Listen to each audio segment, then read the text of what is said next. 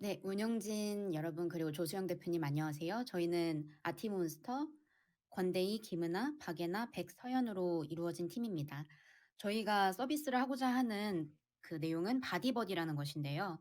지금 쓰여진 것처럼 예술가가 선생님이 되고 작품은 놀이의 재료가 되는 우리 아이 아트 앤 플레이 멘탈 케어 서비스라고 이렇게 이름을 붙여보았습니다. 간단하게 말씀을 드리면 AI 기술을 활용을 해서 작가들이 만들어 놓은 이런 예술 작품을 세그멘테이션 기술을 이용을 해서 하나의 덩어리로 만들어내고 하나의 스티커 같이 만들어내고 또 이런 것들을 아이들이 갖고 놀 수 있는 형태로 변형을 하여서 예술가는 한 명의 선생님이 되어서 수업을 진행을 하고 그러면은 저희는 이 수업 서비스를 교육 그 아동들에게 제공을 하고 수업료를 지불을 받는 방식입니다.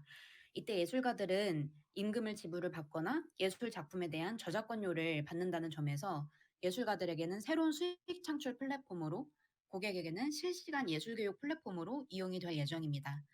이 부분에 있어서 일단 아이들이 사용을 하는 예술교육 플랫폼은 다양하게 있는데요. 뭐 이런 특징들은 일단 건너뛰고 저희가 생각을 하는 가장 큰 경쟁사라고 한다면 클래스 101 키즈 그리고 잭각박스가 있습니다. 뭐 사실 저희는 아직 런칭도 하지 않은 서비스인데 경쟁사라고 하기에는 약간 거창한 감이 있기는 하지만 비슷한 서비스를 제공을 하는 이 두 개의 회사를 보았을 때 대체로 미술, 놀이, 건축, 영어 등 뭔가 정말 학습을 전달하는 의미에 있어서의 교육에 국한되지 않고 놀이의 관점에서 아이들과 소통을 한다는 점에 있어서 저희와 비슷한 서비스를 영위를 하고 있습니다. 하지만 이때 아이들에게서 페인 포인트가 나타나는 부분은 학교 수업과 다를 바 없이 줌 수업을 통해서 비대면으로 진행을 하기 때문에 몰입도가 떨어지고 또 선생님들과 시간을 지정해 놓고 수업을 진행을 하기는 하지만 결과물에 대한 밀착 피드백이 어렵다는 점에 있어서 아이들에게서도 그리고 학부모에게 있어서도 그 부정적인 피드백이 있었습니다. 그래서 저희가 해결을 하고자 하는 점은 아이들이 이렇게 코로나로 인해서 우울감을 갖고 있고 많이 정서적으로도 그리고 신체적 발달로도 보았을 때 발달이 지연되는 이 상황에 있어서 다중사용 플랫폼을 사용을 해서 아이들이 밖에 나가서 놀 수 없는 것들을 그 실내에서 친구들과 함께 대체를 함과 동시에 아트 앤 플레이라고 해서 예술 교육도 동시에 진행을 하는 방식으로 하는 것이 저희의 사업 모델입니다. 그래서 여기에서 저희가 활용을 하는 기술은 AI 겐 기술과 바디 디텍션 그리고 세그멘테이션 기술인데요. 많은 작가분들의 작품을 활용을 하여서 AI 겐 기술을 활용을 해서 화풍을 일단 도출을 해내고 도출된 화풍을 아이의 몸에다 입히는 방식을 통해서 작품 속에 들어가서 논다라는 방식의 그 컨셉을 갖고 있습니다. 그래서 또 앞서서 말씀드린 것처럼 작품 속에 있는 여러 도상들을 잘라내는 방식을 이용해서 스티커 혹은 다양한 움직이는 도상과 같은 느낌으로 활용을 함으로써 아이가 '아 내가 정말 이 색상 속에 들어가 있구나.'라는 느낌을 주기 위해서 이런 기술들을 활용을 했습니다. 그래서 주요 기능을 보시면 "작품 속 대상들과 교감을 하면서 놀자." 그리고 "온라인 공간에서 전시하자."라는 내용으로 지금 보여 드렸는데요. 저희가 처음에 보여 드렸던 이 비즈니스 모델 같은 경우에는 지금 예술가, 우리 플랫폼 그리고 B2C 모델로 이렇게 제시를 해 드렸지만 저희가 실제로 서비스를 하게 된다면 B2C 같은 경우에는 처음에 사용자들을 많이 확보를 하는 데 있어서 활용을 하게 될 예정이고요. 그리고 실제로는 좀 '돈을 어디에서 벌 것인가?'라는 관점에서 보았을 때는 B2G 모델 혹은 B2B를 생각을 하고 있습니다. 그래서 좀 빨리 넘어가 보자면 지금 여기 보시면 B2B와 B2G가 나와 있는데요.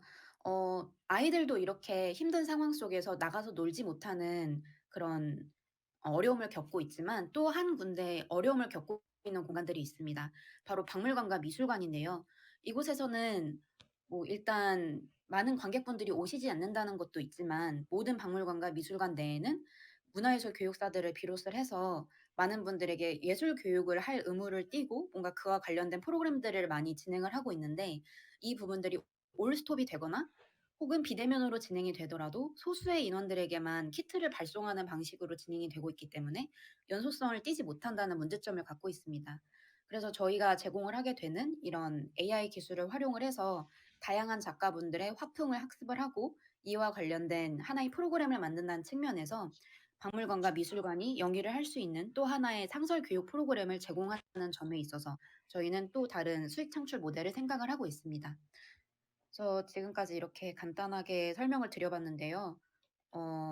저희가 그 대표님께 많이 궁금한 부분은 저희가 이렇게 전체적으로 보았을 때 미진한 부분은 아직 이것을 월 정액으로 해서 그 어느 정도 가격대에 공급을 할 것인지, 그리고 B2B 그리고 B2G 모델로 했을 때 어떤 방식으로 저희 서비스가 접근을 해야지 이들에게 있어서 좀 더 실효성을 갖고 서로 윈윈할 수 있는 방식으로 계약을 체결할 수 있을지와 같은 그런 약간 비즈니스 모델에 있어서 수익성과 그 어떤 방식으로 사업을 전개해 나갈지, 초기 시장에 진출을 할지와 같은 부분에 있어서 좀 여쭈어 보고 싶은 부분이 많았습니다.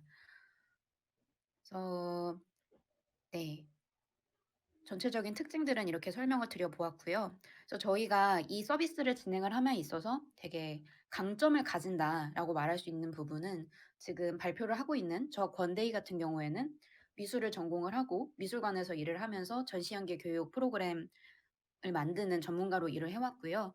그리고 김은아 팀원님 같은 경우에는 그 장애인 고용재단에서 일을 하시면서 그 심리 상태와 관련된 그 미술 치료와 심리 상태에 관련된 내용들을 이렇게 확인을 하시면서 리포트를 작성을 하시고 관련된 일들을 해오셨고, 그리고 박예나 팀원님 같은 경우에는 무용을 전공하신 이후로 무용 교육을 많이 진행을 해오셨기 때문에 저희가 지금 이렇게 제공을 하고자 하는 서비스에 있어서 미술과 무용 등의 다양한 내용들의 융합이 좀 용이하게 되지 않을까. 그리고 또 관련된 예술가들을 끌어모으는 데 있어서 좀 인맥 풀을 갖고 있다는 점이 장점으로 적용을 되지 않을까라고 생각을 하고 있습니다. 네, 저희는 여기까지 발표하겠습니다. 네, 저 본격적인 네, 그러면 이제 그 발표하신 내용을 바탕으로 멘토님께서 일단 피드백을 주시고 이후에 서로 질의응답하는 시간 갖도록 하겠습니다. 네, 반갑습니다. 저희 아티몬스터 발표 잘 들었습니다. 아티몬스터 바디버디 기획서는 제가 이제 서류 심사할 때 쭉 이렇게 봤을 때는 기본적인 어떠한 그 컨셉이라든가, 그리고 이제 뭐 전체적인 어떤 이 페이지의 순서라든가 내용들을 좀 그래도 그 성의껏 잘 만들었다는 생각이 들어가지고, 그리고 이제 또 제가 교육 사업을 하다 보니까 또 교육에 관련된 부분들이 좀 눈에 들어왔어요. 그래서 이 바디버디라고 하는 이 플랫폼, 이것이 이제 앞으로 예술 교육 쪽에 좀 많이 자리매김할 수 있는 어떠한 아이디어로 좀 발전했으면 좋겠다, 이런 취지에서 제가 좀 선정을 해드렸는데, 이제 오늘 발표하는 걸 보니까 굉장히 발표를 좀 잘 하시긴 했지만, 이게 너무 발표 시간이 짧고 장표가 되게 길다 보니까 이게 그 장표와 발표하는 내용과 이렇게 매칭을 하시다가 보니까 이게 자꾸 앞뒤로 왔다 갔다 했었거든요. 그리고 이게 그 내용이 좀 긴데 너무 짧은 시간에 발표를 다 하다 보니까 이 실제 데모데이에서는 어디를 집중해서 어떻게 들어야 되는지에 대한 그 포인트를 잘 못 잡을 수가 있을 것 같아요. 이게 예를 들면 이 서비스가 왜 나오게 됐는지, 그것이 경쟁사들은 이렇게 되고, 그다음에 이런 서비스가 어떻게 되는지 구체적으로 이 서비스에 대한 내용을 좀 설명을 하고, 그다음에 이것을 어떻게 홍보하고 마케팅해서 수익 모델 이렇게 갈 것이다라는 게 이제 일목요연하게 장표에 있게 있는 것처럼 이렇게 설명이 돼야 되는데, 조금 이렇게 왔다 갔다 한 것 같아요. 그러다 보니까 이제 심사위원들이 좀 왔다 갔다 헷갈릴 수 있는, 그러니까 포인트가 연속성이 없이 이렇게 흘러가는 느낌을 제가 받아 가지고, 그리고 너무 짧게 하다 보니까 보통 15분 발표하면은 실제 데모데이 때 15분 발표할 거기 때문에 오늘 지금보다는 조금 더 늘리고 조금 더 차분하게 쭉 그렇게 강점들을 좀 발표해 주시는 것들이 좀 필요한 것 같긴 해요. 그러니까 너무 짧아서 좀 아쉬웠다, 이런 생각이 좀 들었어요. 그리고 인제 그 바디버디라고 하는 이제 아트 플레이의 그 인제 기본 컨셉이 플랫폼인데, 이 플랫폼은 어쨌든 공급자와 사용자가 이 플랫폼에서 뭔가 어떤 행동을 하고 어떤 사업이나 어떤 이제 콘텐츠들이 이제 오고 가는 그런 이제 플랫폼인데, 이 플랫폼에 그 처음 공급하는 이제 예술가들, 약간 그 기획서에는 어떻게 나왔냐면, 이제 저작 그 기간이 만료된 작품들을 인제 쓰신다고 했는데, 이 컨텐츠를 모으는 어떠한 전략들이 어떻게 되는지가 굉장히 궁금해할 것 같거든요, 데모 데이 때는. 그래서 이게 개념상으로는 괜찮은데 실제 그런 풀들, 그다음에 그런 그 예술가들이 어떤 이제 상황들이 어떤지, 그래서 전체 예술가들이 얼마큼 있는데 이 예술가들을 뭐 이렇게 하게 되면, 이런 플랫폼을 통해서 이렇게 수업을 하게 되면 좋겠다고 하는 의견들이 뭐 전체 뭐 설문조사를 100명 뭐 샘플로 했는데 얼마큼 되더라. 그래서 다 그런 쪽에 이제 니즈가 있더라, 예술가들이. 이제 이런 것이 좀 필요할 것 같아요. 안 그러면 작품에 대한 것이 이렇게 뭐 플랫폼에 올라가서 막 수업 모델이 된다는 것에 대한 이제 그 실제 작가들이 동의를 받을 수 있는지, 그것이 좀 궁금했거든요. 그래서 그것이 돼야 그다음에 인제 콘텐츠를 사용하는 사용자들이 양질의 콘텐츠를 볼 수 있기 때문에, 먼저는 그 원소스에 해당하는 그 작가나 작가님이나 작품에 대한 어떠한 그 이제 소싱 이런 부분들, 그리고 이게 카테고리별로, 이게 약간 좀 막연한데 뭐 미술, 음악, 체육 여러 가지 인제 예술 분야의 분야들이 있잖아요. 그런 카테고리별로 뭔가 좀 더 세분화시키면 좋겠다는 생각이 들었어요. 예술 교육 능력이나 예술 작품에 대한 것들이 그냥 막연하게 미술 작품이나 뭐 음악 뭐 또는 뭐 무용 이렇게 뭐 여러 가지가 나올 수 있지만, 고런 것들을 좀 세분화시키면 좋겠다는 생각이 들고, 그리고 B2C 사용자들도 실제 유아 아동이긴 한데, 유아 아동인데 요것을 결정하는 사람들은 또 학부모들이거든요. 거기도 인제 구매자는 학부모라고 해 줬는데, 그러면 학부모들한테 어떻게 이것을 어필하고 알릴 것인가에 대한 이제 마케팅 플랜들, 이런 것들이 조금 더 구체화해서 나오면 좋겠다. 그래야지 사용자인 이제 학부모들이 어디서 이것을 '이런 필요도가 있더라.' 뭐 마찬가지죠. '이런 것들에 대한 요구들이 있더라.'라는 것들이 조금 더 어필이 되면 될 것 같고, 저는 인제 이 팀이 굉장히 잘 짜졌는데 한 가지 좀 아쉬운 게, 이게 AI라고 하는 키워드가 들어가잖아요. 그러면 보통 이렇게 그 심사위원들은 '아 저 팀에 AI 전문가가 있나 보다.' 이런 생각을 해요. 이런 플랫폼을 만드는 것이 저 팀 안에서 이루어지는데, 그게 왜냐하면 그 전문가가 있으면 그 안에서 뭔가 이렇게 유기적으로 뭐 만들거나 하는 것들이 원활하고, 또 그것을 인제 오너십을 가지고 만들고 이렇게 계속 발전시킬 건데, 팀 그 다른 분야는 잘 세팅이 되셨는데 여기 그 이제 엔지니어 기술을 담당하는 그런 팀이 좀 '팀원이 좀 부족하지 않나? 좀 아쉽지 않나?' 이런 생각이 들었거든요. 그 심사위원들이 "이걸 어떻게 만들 거예요?" 이렇게 할 때 그 전문가로서의 어떤 팀원이 있다고 하면 '아 거기에 관련된 팀원이 있구나. 개발자가 있구나.' 내지는 뭐 기술 담당하는 뭐 지금 뭐 CEO도, 예를 들어서 회사라고 하면 CEO도 있고 CMO도 있고 COO도 있는데 'CTO도 있구나.'라는 것이 돼 있고, 이런 약간 플랫폼 서비스에서는 그런 것들이 굉장히 중요하거든요. 특히 AI가 들어가면 이것을 어떻게 인제 기술적으로 활용할 것인가라는 것들을, 그리고 이것을 어떻게 구축할 것이라는 것이, 만약에 전문가가 없으면 이것을 어떻게 구축할 것이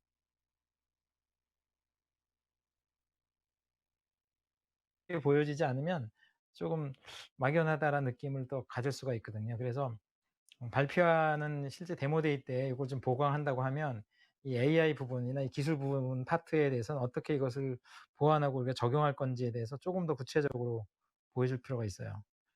그렇지 않으면 조금 '저건 아이디어는 괜찮은 것 같은데 실제로 어떻게 저거를 구현하지?'라고 하는 인제 어 궁금증을 갖게 될 수가 있으니까, 그 부분은 그렇게 좀 해 주시면 될 것 같고, 그다음에 이제 아까 잘 말씀하셨는데 클래스 101 퀴즈하고 제깍 박스라고 하는 게 인제 예술 교육으로 좀 진행하는 건데,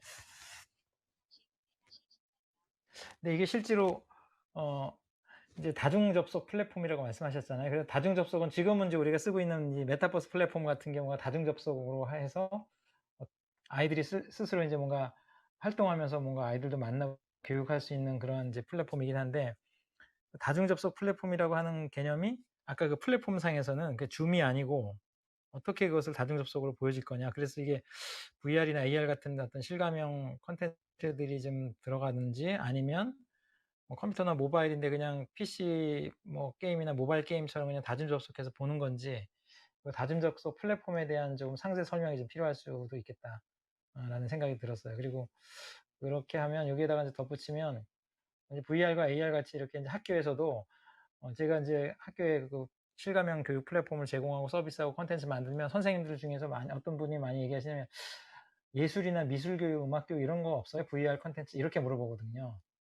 그러면 그것도 인제 실감이기 때문에 실감형 콘텐츠를 미술이나 예술이나 음악에 접목한 그러한 교육이 학교에서 이루어지기 시작하기 때문에 학부모님들은 학교에서 뭔가 그렇게 이제 하면 우리 아이들도 그렇게 따라 할 수 있게끔 뭔가를 또 이제 서비스를 하거든요. 그래서 실감 콘텐츠, 약 그 실감 교육, XR, VR, AR, MR 이런 쪽의 이제 개념들을 이 플랫폼에 조금 발전 모델에 좀 넣으면 저는 어떨까 이런 생각이 들어요. 이제 그 AI라고 하는 것들을 굉장히 잘 넣으셨는데 이런 이제 실감 교육으로 실제로 페인트 브러쉬 같은 경우 이렇게 이 오큘러스에서는 그런 부분들을 이제 그 HMD를 쓰고 나서 이렇게 그림을 그리면 직접 그림이 그려지고 뭐 이런 것들이 실제로 MR 기술에서 다 나타나고 있고 홀로렌즈에서 좀 보여주고 있기 때문에 그런 것들이 실제로 집에서도 할 수 있는 형태로 발전할 것이다라고 하는 이제 그런 포인트도 좀 넣어주면 전략적으로 미래에 그런 것들 넣어주면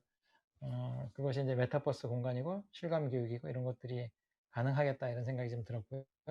나머지 이렇게 이제 내용들은 아이들이 왜 이걸 할 수밖에 없느냐, 이 코로나 때문에 집에 있고 아이들이 이게 정서적으로 뭐 신체활동도 부족하고 해서 이런 것들을 해야 된다라고 했는데 실제로 마지막에 그 리스크에도 그렇게 적으셨는데 그럼 위드 코로나가 되면 어떻게 할 거냐. 이제 오프라인 교육을 하게 될 거고 오프라인으로 자꾸 넘어가다 보면 이런 이제 비대면으로 하는 것이 줄어들 텐데 그런 것들에 대한 어떤 이제 보완점, 오프라인과 온라인, 이게 위드 코로나가 되더라도 온라인과 오프라인을 같이 병행할 수 있는 어떠한 형태의 교육들도 조금 접목을 해야 비대면 교육 프로그램에 대한 선호도가 감소했을 때 그거 뭐 다 학원 가면 이제 비대면 안 하면 어떡할 거냐라고 했을 때 그것을 이제 보완할 수 있는 전략들이 좀 필요하겠다. 그러니까 예를 들면 뭐 그런 경진 대회를 한다든가 아니면 무슨 어떤 학원을 중심으로 이런 프로그램들이 오프라인 상에서도 하지만 아까 B2G나 뭐 B2B 얘기하셨는데 B2G도 그렇지만 B2B 같은 경우는 이런 미술학원에 이런 데서 오프라인을 하다가 이런 프로그램을 도입해 가지고 집에서도 뭔가 어떤 작품을 할 수 있도록 하는 이제 약간의 보조적인 어떤 수단으로도 이 서비스를 활용할 수 있도록 해야 이게 확산될 수 있다. 그래서 이 오프라인과 온라인을 접목하는 모델이 중요한데 왜 그러냐면 지금 그 실제로 그 교과목을 공부하고 있는 이제 학생들이 태블릿으로 이제 수업을 하다 보면 오프라인 선생님들이 그것을 터치해 주기도 하거든요. 그리고 학교에서도 태블릿을 한다는 것은 선생님이 그것을 관여하면서 이제 수업을 하니까 이런 수업 모델들도 완전히 온라인으로 하는 것이 이제 위드 코로나로 바뀌면 온오프라인을 좀 접목할 수 있는 그런 모델들을 좀 접목해 주는 게 좋겠다. 뭐 미술 교육, 음악 교육하는 학원이라든가 아니면 뭐 유치원이라든가 이런 쪽에서 이 프로그램을 접목할 수 있는 그러한 전략들을 세우고 그게 이런 것들을 이런 콘텐츠가 있을 때 월 얼마로 사용할 수 있느냐 이게 뭐 B2G나 B2B 모델에서 여기다가 제시가 되고 그것이 수익으로 매출로 이어지는데 얼마 정도 매출이 발생이 된다. 그래서 이게 수치화되는 최종적인 거는 수치화되는 어떤 목표나 어떤 그 사업 계획이 들어가야 그 창업할 때 '아 저게 얼마 벌겠구나.'라는 거 저렇게 해서 고객 수가 얼마나 있고 매출이 얼마나 나가겠다라고 하는 것들이 조금 한 장 정도로 이렇게 어필이 돼야지 심사위원들도 저게 사업성이 있는 건데 지금 이건 사업의 이제 아이디어고 그런 아이템이기 때문에 이게 사업화가 되겠네라고 하는 것을 수치화 시켜주는 건데 물론 예측하는 거지만 수치화 시켜줘서 아까처럼 개별적으로 B2C가 들어온 학생들은 얼마고 B2G에서는 전국의 유치원이나 어떤 어린이집 미술교육 이런 학원들이 전체 몇 개가 있는데 그중에 우리 거를 쓸 수 있는 학원의 대상수는 몇 개다 이런 것들을 다 수치화 시켜가지고 매출액이나 예상 매출액이 좀 나타나고 2단계 접어서 뭐 VR이나 이런 메타버스를 활용한 예술 교육으로 좀 접목하는 것이다라고 하면 심사위원들 입장에서도 좀 실질적으로 시장도 좀 조사하고 그다음에 교육에 대한 어떠한 수요 조사들도 많이 했구나라는 것으로 느낄 것 같아요. 그래서 그런 것들을 좀 설명해 주는 것으로 해서 한 15분을 충분히 활용해서 이 바디버디에 대한 어떤 전체적인 흐름을 그렇게 잡아가면 심사위원들한테 좀 많이 어필이 될 것 같아요. 근데 아까는 좀 약간 너무 짧다 보니까 저거는 얼마에 할 것이며 저거는 뭐 누구들한테 팔 것이고 뭐 몇 명한테 할 것이고 그다음에 개발자는 누구고 그다음에 뭐 이런 여러 가지 생각들을 뭐 얘기할 것 같아요. 그래서 제가 전반적인 평에 대해서 한번 이렇게 말씀드렸어요. 네. 네, 혹시 뭐 감사합니다. 네, 질문 사항 있으시면 또 질문해 주시면 좋을 것 같아요. 저는 제가 약간 생각을 잘못하고 왔던 것 같습니다. 저는 좀 짧게 설명을 드리고 뭔가 질문을 많이 하는 타입이지 않을까라고 생각을 했는데 좀 더 충실하게 설명을 드렸어야 할 것 같아서 약간 죄송스러운 마음입니다. 그래서 지금 너무 설명을 전체적으로 많이 해 주셔 가지고 이것들 위주로 실제 본선 발표에서 어필을 하면 되겠다라는 생각은 드는데요. 그래서 혹시 대표님께서 보셨을 때 이 전체 서비스를 보았을 때 어떤 점이 가장 그 교육 사업자로 보았을 때는 크게 어필되는 점인 것 같으신지 여쭈어 보고 싶었습니다. 네. 이게 지금 사실은 우리나라 교육 시장이 그 학부모들도 그렇고 인제 많은 교육 사업자들도 주로 어디에 포커싱이 돼 있냐면 수학, 과학, 영어 이런 쪽에 많이 포커싱이 돼 있어요. 이게 초, 중, 고 특히 인제 고등학교 가면 인제 진학에 대한 포커싱이고 뭐 초등학교 고학년부터 중학교는 인제 수학 이런 쪽에 하다 보니까 이 시장이 인제 예술 쪽의 시장을 접목하는 거는 인제 다 결국은 인제 영유아나 초등학교 저학년일 텐데 영유아나 초등학교 저학년의 이것을 실제 그 작가들과 연결시켜 줘서 어떤 작품 세계를 한다는 것은 저는 굉장히 신선한 아이디어라고 보거든요. 그리고 뭐 예술 작품을 하시는 작가님들이나 예술 작품들도 실제로 실제 교육에 접목이 돼서 아이들한테 그런 어떤 창작성이라든가 어떤 예술 작품을 이해하는 어떤 좋은 콘텐츠를 쓴다고 하면 뭐 저는 작가님들도 굉장히 동의를 하시고 좋아하실 거라고 생각이 들거든요. 그래서 저는 그 포인트가 굉장히 중요한 포인트인데 이거를 인제 구체적으로 아까처럼 그런 기술적인 부분이라든가 어떤 주로 유아아이들이 쓰는 어떤 그림이나 이런 것들이 막연하게 아까처럼 뭐 유아아이한테 이중섭의 작품을 보여준다든가 이런 게 유아들한테는 이 이중섭이 누군지도 모르기 때문에 이것을 좀 이렇게 매칭시킬 수 약간 현실적으로 매칭시킬 수 있는 예술 작품이나 작가들에 대한 카테고리, 그다음에 실제 우리 타겟층으로 삼는 어떤 이 고객층 이것들이 조금 더 구체화되는 것이 좀 저는 좋겠다는 생각이 들거든요. 저는 고것은 아주 굉장히 중요하다고 생각해요. 예술 교육을 이렇게 단순히 뭐 키트 갖다 주고 동영상으로 뭐 줌으로 보면서 "이렇게 하세요, 하세요." 하는 것보다는 뭔가 실제 작품을 가지고 있는 작가들과의 만남이라는 것은 굉장히 어 새로운 아이디어고, 그리고 이것이 미술학원 쪽이나 또는 유치원 또는 기관 사용자들도 굉장히 미술이나 이런 쪽은 유아 쪽에서 많이 활용되는 어 놀이 방법이면서 교육 방법이기 때문에 그런 쪽에서의 요구 사항이 많았고요. 그리고 저희한테도 이 VR로 이런 미술 교육이나 아예 뭐 이런 예술 교육을 해 달라고 하는 의뢰가 많았었거든요. 그 얘기는 결국은 사용자들이 초등학교 저학년 유아 쪽에 해당하는 거기 때문에 어 원 소스에 대한 확실한 어 작품성과 어떤 작가의 어떤 그런 제대로 된 어떤 콘텐츠의 모습, 그다음에 여기 사용자들이 그것을 쉽게 쓸 수 있는 플랫폼, 요것은 저는 딱 명백하게 이렇게 인지가 되는 것 같아요. 네.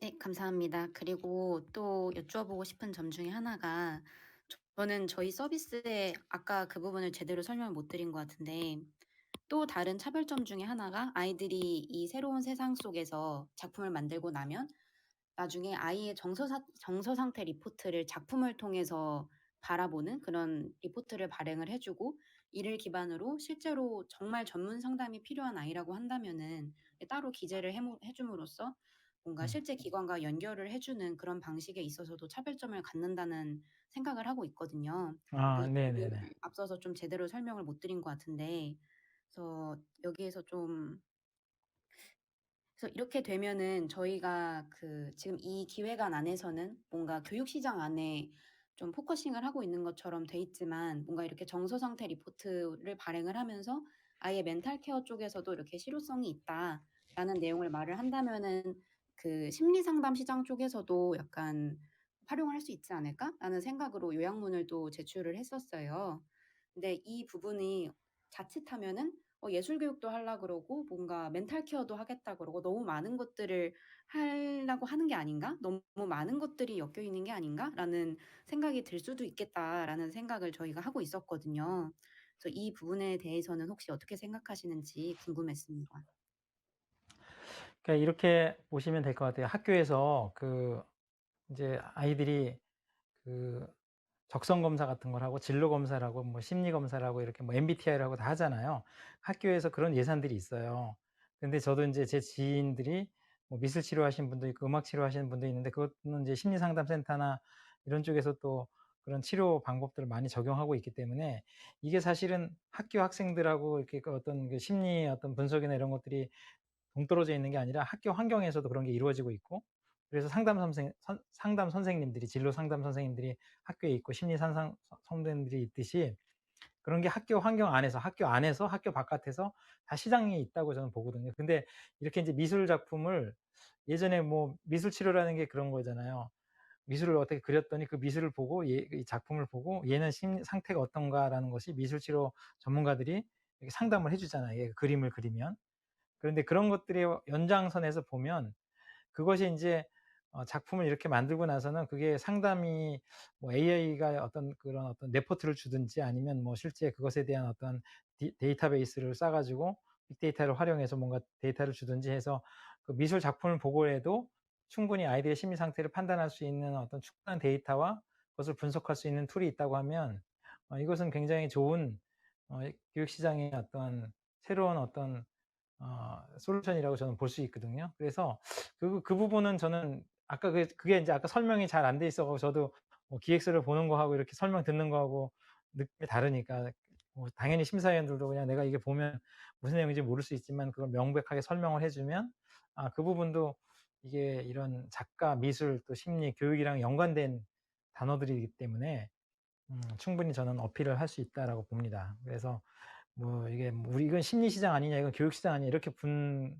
이렇게 딱 분리되지 않는 것은 인제 학교에서 다 그런 것들의 검사들을 하고 있고 그것을 토대로 뭔가 아이들도 상담을 하고 있기 때문에 그런 측면에서는 시장을 쪼금 음 넓게 볼 수 있는 장점이 있는 거죠. 저는 좋다고 봐요. 네. 용기를 주셔서 정말 감사합니다. 이 부분에 대해서 고민이 많았었는데 뭔가 확신을 좀 얻은 것 같아서 정말 감사합니다.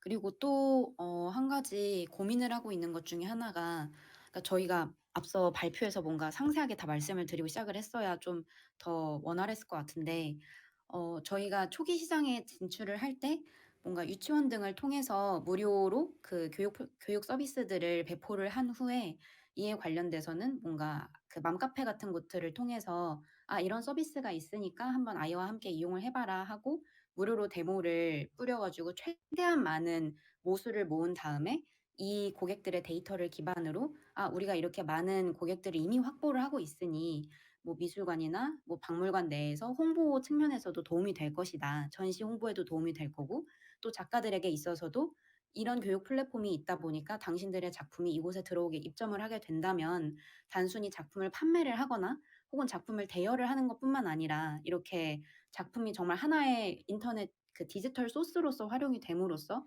또 재생산이 될 수 있는 가능성을 가지게 되는 것이다.'라는 점에서 좀 어필을 할 수 있지 않을까라는 생각을 하고 있었는데, 그래서 저희는 그 초기 시장 진출에 있어서 첫 번째 순서가 가장 많은 회원들을, 그러니까 '무료 서비스를 통해서 회원을 모으는 것이 먼저다.'라고 생각을 하고 있었거든요. 근데 이 부분에 대해서는 혹시 어떻게 생각을 하시는지 궁금합니다. 우리 대표님 좋은 방향을 잡고 계신데 사실 플랫폼 비즈니스 뭐 오토 비즈니스 포함해 가지고 저도 인제 플랫폼을 하지만 플랫폼 비즈니스의 가장 핵심은 유저 수예요, 유저 수, 고객 수. 고객 수가 확보되는 것에 처음 플랫폼들은 그 많은 투자와 마케팅을 통해서 고객들을 확보하거든요. 근데 인제 이렇게 스타트업이나 이제 초기 사용자들은 그런 많은 마케팅 비용이라든가 이런 것들을 쓸 수가 없기 때문에 그런 이제 카페라든가 또는 이제 지인들의 학교라든가 여러 가지 많은 것들을 동원해서 그러니까 약간 어 맨투맨 방식의 어떤 그 마케팅을 통해서 고객층을 많이 확보해야 돼요. 근데 여기서 중요한 건 뭐냐면 고객층이 확보해서 이거 인제 무료로 쓰는 거네."라고 들어왔는데 그때 임팩트 있는 어떠한 그 교육 콘텐츠와 그게 인제 작품이 10 개든 20 개든 임팩트 있는 어떤 작품과 어떤 그런 결과값들 뭐 레포트 값 이런 것들이 딱 어 인상 깊게 그 사용자들한테 전해져야 그거 괜찮더라라고 하는 입소문이 나는 거거든요. 그래서 그 초기에 우리가 인제 오픈할 때 뭐 몇 개 작품 놓고 이게 "이것을 사용하세요."가 하는 것이 아니라 그 오픈하기 전까지의 충분한 어떠한 콘텐츠의 어떤 퀄리티 또는 전체적인 프로세스, 그다음에 그 결과값까지도 이게 교육적인 효과나 아니면 이게 학생들에게 실질적으로 뭐 UI라든가 이런 것까지 다 고려해서 이것을 다 활용하고 썼을 때 만족도가 높은지를 충분히 베타 테스트를 충분히 한 다음에 거기서의 얻은 결과값을 가지고 보완하고 그다음에 맘카페라든가 학교 이런 쪽에 오픈해서 무료 사용자들을 이제 하게 하는 거거든요. 그럼 무료 사용자 들어와서 베타 테스트 했던 내용들을 토대로 보완한 어떠한 콘텐츠들을 접하게 되고 그 접한 콘텐츠 사용자들이 만족도가 좀 높아지고 만족도가 괜찮다. 이거 괜찮네. 우리 아이들이 했으면 좋겠네.' 결국은 제일 중요한 건 애들이 재밌어 해야 되고 애들이 이것을 무슨 뭐 시스템처럼 막 이렇게 막 복잡하게 하는 게 아니라 좀 단순하게 하면서도 재미있게 하면서 애들이 즐거운 결국은 그런 내용들 줘야 엄마가 즐거운 게 아니라 아이들이 즐거워야 이거 "엄마 이거 재밌어."라고 하고 이거 뭐 이렇게 반응이 나와야 되거든요. 그러니까 이게 사실은 조금 어려운 문제일 수도 있는데 고런 초기에 베타 테스트를 좀 잘하고 베타 서비스를 잘해서 나온 결과값을 가지고 초기에 어떤 플랫폼의 사용자들을 유입시키는 전략을 쓰는데 그것이 인제 요즘 같은 경우는 뭐 많은 어떤 커뮤니티나 SNS 활동들을 하고 있으니까 그런 쪽에 지금 접목하고 여기 지금 팀원 중에서도 또 실제 자녀를 키우신 분이 이런 그 고민이 있어 가지고 좀 하게 됐다라고 말씀하셨던 것이 기억이 나는데 그런 것이 사실은 내가 직접 느끼고 '아 이거 이런 게 있으면 좋겠다.'라는 것부터 출발해야 사실은 그게 좋은 서비스거든요. 근데 실제 우리 팀원 중에서 그런 분이 계셨기 때문에 그런 걸 토대로 내 경험을 토대로 이렇게 해 보니까 '이게 너무 좋더라.'라고 인제 어필이 되고 주변에 계속 이게 사용자 수가 모여지게 되면 그 플랫폼에 인제 일반적인 사용자가 모여지게 되고 사실 투자받게 되면 그런 걸 물어보거든. "플랫폼은 도대체 지금 사용자가 몇 명이에요? 회원이 몇 명이에요? 콘텐츠"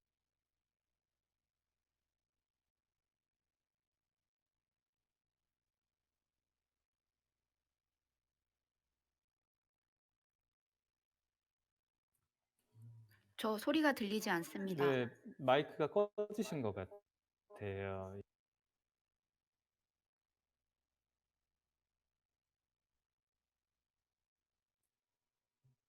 멘토님 혹시 들리시나요? 재접속을 하시는 게 어떨까 싶은데요. 아니면 뭐 이런 B2G, B2B 이 고객들한테 어필을 하는 거죠. 다시 그것은 말씀하시네요. 대표님, 네. 네. 죄송한데 사실 아까부터 그 좀 목소리가 끊겨서 안 들렸거든요. 아, 어디까지 얘기하셔야 그런가요? 네. 그 처음에 투자 받게 되면까지만 들리고 그다음부터 안 들렸습니다. 투자 받게 되면 지금 들리나요? 네, 네네. 지금은 잘 들립니다. 네. 그래서 인제 그 베타 테스트를 한다는 거 이거 얘기 들으셨나요? 이거 베타 테스트 얘기는 들으셨나요? 네, 거기까진 들었습니다. 베타 테스트를 해서 거기서 나온 보완된 내용을 가지고 베타 테스트로 인제 직접 오픈하게 되면 인제 유저들이 들어오게 될 텐데 인제 투자자들이 투자를 할 때 정량적인 수치를 물어보거든요. 그 플랫폼에 지금 사용자가 몇 명이에요? 그 고객들이 어디 있어요? 몇 명이나 사용하고 있습니까? 몇 개의 콘텐츠가 있습니까? 이런 정량적인 수치를 물어보니까 실제로 그런 정량적인 수치와 이런 베타 테스트나 또는 이런 오픈 테스트를 통해서 무료 사용자들을 늘리는 게 굉장히 중요하고 거기를 가지고 아까처럼 이제 B2G 고객이나 B2B 고객 또는 작가들한테 우리 사용자들이 되게 많이 있고 이런 실제 샘플 콘텐츠와의 샘플 이런 프로젝트를 통해서 이러한 효과들이 있다라는 것이 검증이 되고 증명이 돼야 돼요. 그래야 좋은 작가들이 여기 괜찮은 것 같다.'라고 해서 계속 어떤 의도와 이런 것들을 이해하고 본인의 작품들과 또는 본인의 어떤 탤런트들을 계속 이제 제공하게 될 것이고 결국은 투자자들도 거기에 맞게 움직이게 되는 거죠. '야 이게 예술 교육으로 새로운 어떤 플랫폼이구나.'라고 생각을 하고 경쟁사와의 비교도 여기는 뛰어난 어떤 기술적인 뒷받침과 어떤 콘텐츠에 대한 양질의 콘텐츠 그리고 고객들의 반응까지 좋다고 하면 이것은 충분히 예술 교육 쪽 플랫폼으로서 거기다가 인제 심리 치료나 케어까지도 하는 것들은 인제 당연히 확장 모델이라고 생각을 하니까 그 확장 모델까지도 이렇게 준비된 팀이구나 이렇게 생각을 할 수가 있어요. 그래서 이렇게 진행하고자 하는 어떤 전략은 우리 권대희 대표님이 잘 생각하신 전략이에요. 그리고 그 플랫폼 비즈니스 하시는 분들은 다 그렇게 절차를 밟아가서 결국은 그렇게 진행을 합니다. 네. 이상입니다. 네, 감사합니다. 그리고 또 여쭤볼 점이 앞서서 대표님께서 오큘러스 HMD를 쓰고 아이들이 뭔가 그림을 그리는 그런 말씀을 해 주셨는데 어 실제 교육을 진행을 했을 때 아이들이 가장 어려워하는 점이 뭐였을까요? 실제 아이들은 인제 그 오큘러스 같은 경우는 이제 컨트롤러를 쓰고 이렇게 하는 건데, 아이들은 사실은 컨트롤러 쓰고 그리는 것에 대한 어떤 행위나 동작 자체는 즐거워하긴 하지만 인제 어떻게 그려야 될지 하는 부분에 대해서는 사실은 잘 모르잖아요. 그러니까 인제 그런 부분들을 그 콘텐츠가 이렇게 인제 따라서 그리도록 이렇게 뭔가 유도를 한다든가 이런 부분들이 더 인제 연구가 되고 개발이 되는 부분들이 많이 있고요. 인제 그런 것들이 아이들이 뭘 그려야 되게 단순히 그런 '아 내가 빈 공간 가상의 공간에서 뭔가 그림을 그린다는 것에 대한 흥미가 있지만, 실제로 그게 뭔가 작품으로 나오려면 지금 또 어떤 서비스가 있냐면 협업하는 또 솔루션이 나왔어요. 그래서 VR을 다 쓰고 각자 공간에서 들어오면 어떤 사람은 여기를 그리고 어떤 사람은 여기를 그리고 해서 협업해서 뭔가 어떤 작품을 그리고 뭐 이런 것에 대한 서비스도 있는데, 그것은 물론 이제 다른 협업 프로그램에 대한 어떤 유형에서 이제 변형된 내용이긴 하지만, 어 실제로 아이들이 인제 이걸 쓰고 한다는 것이 사실은 아직은 아이들한테는 그게 뭐 좋을지 모르지만 인제 유치원이나 유아아이들한테는 그게 쪼금은 아직 부담스러워요. 왜냐면 그 기계의 무게라든가 이런 게 있거든요. 그래서 인제 그런 부분들보다는 인제 쪼금 더 아이들한테 접근하기 쉬운 거는 VR보다는 AR 쪽에 관련된 콘텐츠들, 그래서 뭐 직접 이렇게 그림을 그려서 뭐 색칠을 하면 그 AR 콘텐츠가 나타나서 인제 마커를 인식해 가지고 핸드폰이나 태블릿에서 이렇게 나와 가지고 막 돌아다니고 하는, 본인이 뭔가 했을 때 인터랙션하는 뭔가에 접목된 기술들로 나오게 되는 거니까, 요 바디버디에서도 인제 그런 실제 그림이나 그렸을 때 요게 AR과 접목한 형태로 핸드폰에서도 딱 비춰 보면 고게 인제 나타나서 뭔가 인터랙션이 되는 어떠한 형태의 교육들도 향후에는 접목하면 그게 인제 어 예술 교육, 미술 교육 쪽에 인제 그 IT 에듀테크를 접목한 그런 인제 교육들로 발전할 수가 있겠죠. 그래서 유치원이나 초등학교 저학년까지는 아직 HMD 쓰고 하는 건 좀 어렵고 힘들다, 이런 상황입니다. 네, 감사합니다. 그리고 혹시 사업을 전개하심에 있어서 뭔가 아이들의 데이터를 모아서 이것을 활용을 하시는 방안에 대해서 고민을 해 보신 적이 있으셨을까요? 뭔가 교육 사업을 생각을 했을 때 요즘 대부분의 사업체들이 뭔가 고객들의 데이터를 모아서 이것을 뭐 또 다른 곳에서 뭐 마케팅에 활용을 한다든가 우리는 이런 데이터를 갖고 있으니 이런 또 장점이 있다. 약간 이런 방식으로 많이 전개가 되는 것 같은데 저희 서비스에서는 이거를 아이들의 데이터를 모은다는 게 어떤 의미가 있을까를 고민을 해 보았을 때 사실 잘 모르겠다. 이 리포트 발행을 하는 거 이외에서는 잘 모르겠다라는 생각을 계속하고 있었거든요. 그래서 혹시 비슷한 방향으로 생각을 하시고 있으신 게 있으셨는지 뭔가 궁금했습니다.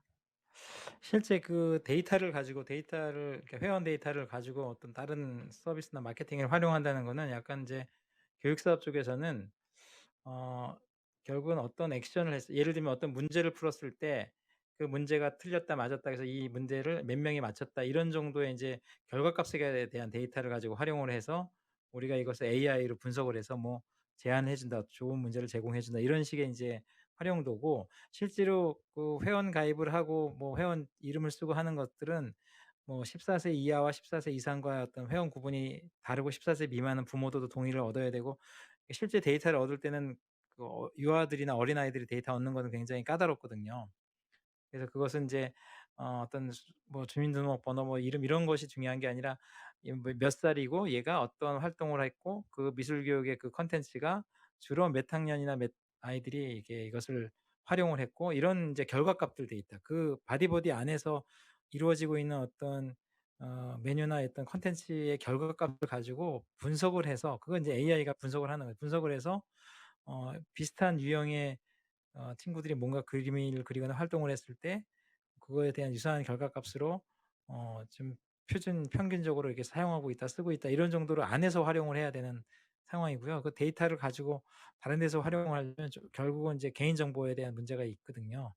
그래서 개인정보를 활용해서 다른 데서 쓴다는 거는 결국은 이름, 뭐 전화번호, 이름, 주소 뭐 이런 것들은 사실은 어떻게 보면 유의미한 데이터가 될 수도 있지만 이 바디버디에서는 뭐 이름 알 필요도 없는 거고 몇 살에 몇 학년이다. 뭐 어떤 액션을 했는데 결과가 어떻게 나왔다. 그걸 가지고 뭔가 통계적인 어떤 데이터를 활용하는 것이 더 바람직하지 않나 이런 생각이 듭니다. 그래서 데이터를 얻어 가지고 하는 거는 나중에 설문조사할 때 설문조사 어떤 컨텐츠를 설문조사할 때 우리가 교육 쪽에서 보면 어떤 교육을 하고 나서 설문조사를 하는데 그때 이제 설문조사하면 이 뭐 어떤 항목에 대해서는 뭐 좋았다, 나빴다 아니면 그것이 이제 숫자적으로 나올 수도 있고 뭐 확률적으로 분포도로 나올 수도 있고 하는 거니까 그런 쪽에서의 데이터는 활용할 수가 있지만 개인 정보를 활용한 데이터 사업은 저도 뭐 그것을 이렇게 생각해 본 적은 없는 것 같고요. 그냥 총 몇 학년에 몇 명이 사용했다. 뭐 이 정도의 데이터만 저희는 활용을 하거든요. 그래서 실제로 그냥 그런 부분들은 회원가입해서 직접 뭔가 이렇게 액션을 하는 어떤 컨텐츠 내용이 있다고 하면 그것에 대한 결과값을 분석하는 정도로 데이터를 추출해 내야 되지 않을까. 그래서 다른 고객들한테 그런 것들을 보여주는 거죠. 개인정보를 제외한 그런 것을 보여주는 정도로 사용해야 될 거라고 생각하거든요. 답이 됐나요? 네, 감사합니다. 네, 저 시간이 많이 오바돼서요. 이렇게 좀 네네, 그렇습니다. 네. 마무리를 좀 짓도록 하겠습니다. 마지막으로 그 팀장님 그 발표 자료의 첫 번째 페이지로 좀 돌아가 주시고요. 네, 그리고 멘토님이 가운데 쓰셔서 같이 사진 한번 찍고 예, 오늘의 시간을 마무리하도록 하겠습니다. 멘토님이 가운데 쪽으로 이동해 주시고 그 양옆으로 이렇게 좀 나눠서 한번 서봤으면 좋겠어요.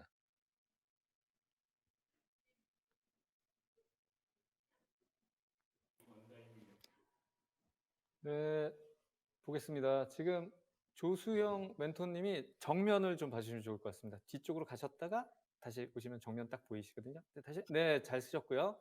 그 다음에 우리 권대희 대표님이 좀 뒤쪽으로 가셔서 예, 백서연님이 네, 그렇게 쓰실까요? 그렇게 쓰셔도 되는데 네. 그리고 박예나님도 거기서 뒤돌아주시고 김은아님만 뒤로 가셨다가 한번 오시면 될 것 같아요. 짜잔. 네, 네, 잠깐 비켜졌는데, 네, 자꾸만. 네. 네, 잘 쓰셨어요. 아주 좋아요. 지금 좋고요. 2번 카메라 먼저, 3번 카메라 먼저 찍어볼게요. 자, 하나, 둘, 셋, 하트. 네, 하트, 네, 네, 멘토님 하트, 다 같이 백서연님 하트, 찰칵. 네, 좋았고요. 이제 2번 카메라 좀 더 클로즈업이에요. 자, 하나, 둘, 셋, 하트. 찰칵 좋았어요. 이제 뒷모습 찍습니다. 뒷모습 하나 둘 셋 하트 찰칵 좋고요. 자 이제 약간의 댄스 타임 네, 댄스를 조금 쳐주시고요. 댄스 타임 네 댄스 타임 잠깐 가고요. 네 댄스 타임 그냥 네 녹화 해보겠습니다. 댄스 타임 어우 우리 멘토님이 춤 사이가 제일 선란하시네요. 네 좋았고요. 이제 가장 넓은 앵글에서 자 사진 찍고 마무리하겠습니다. 자 아이고 네, 이제 하트 한번 쫙 날려주세요. 자, 가볼게요. 하나, 둘, 셋, 하트, 네, 찰칵. 이거 그냥 동작만 찍어주면 좋을 것 같아요. 하나, 둘, 셋, 하트. 사진 찍지 말고. 자, 네, 좋아요. 우리 사장님, 대표님, 하트, 네.